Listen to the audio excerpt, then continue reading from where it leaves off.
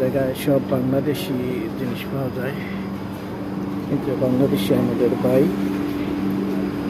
তারপর বাংলাদেশে যে কোনো সবজি, যে কোনো জিনিস পাওয়া যায়।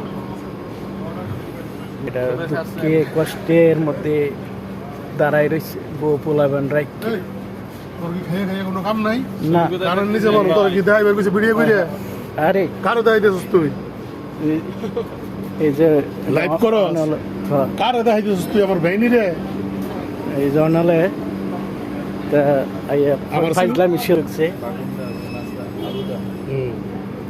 বাংলাদেশে যে কোনো জিনিস পাওয়া যায়, হ্যাঁ সবকিছু পাওয়া যায়।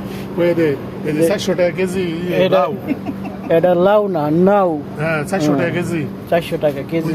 কচু গলাই জ্ঞান ধরবো। কচু কত করে ভাই? একদিন আর বাংলাদেশে 400 টাকা।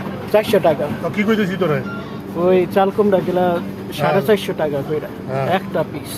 এই যে কইডে আর কইটা কত জানি 400 টাকা কেজি। এই সব 400 টাকা বাংলাদেশের। সব 400 টাকা। এই হ্যাঁ, কইয়া দে। সিমগুলা 400 টাকা। হ্যাঁ এই যে জামাইল লেগে বেশি বেশি বাড়াইও। এই যে বাংলাদেশের বাগুন 400 টাকা করে দিচ্ছে, আলু কিলো 400 টাকা কেজি, ঢেঁড়স গুলো 400 টাকা কেজি, তারপরে ফুলকপি, হ্যাঁ ফুলকপি 400 টাকা কেজি, টমেটো 400 টাকা কেজি, এইগুলো হুডা মুডা 400 টাকা কেজি। আচ্ছা, আর বাংলাদেশে যদি হয় এরকম দাম তাহলে মাথায় বাড়ি দিত ব্যবসায়িক, তাই এই জায়গায় 400 টাকা করে কেজি খাইতে হয়।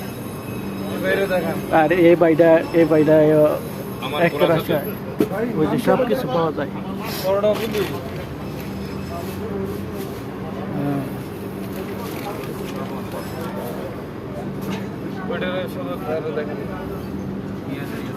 সব কিছু ওই গোদামজাত পেঁয়াজ সব জিনিস।